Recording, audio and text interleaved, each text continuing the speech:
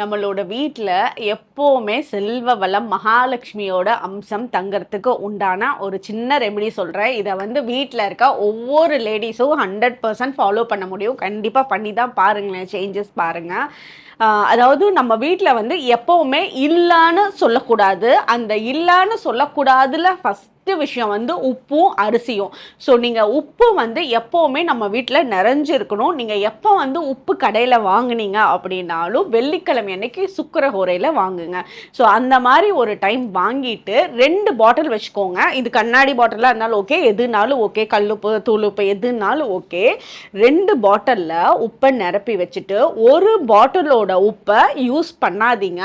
அந்த பாட்டிலுக்கு கீழே ₹1 காயின் வச்சுட்டு அதுக்கு மேலே வந்து அந்த உப்பை வச்சிருங்க. யூஸ் பண்ணாதீங்க. இன்னும் ஒரு பாட்டிலோட உப்பை மட்டும் யூஸ் பண்ணிட்டுருங்க.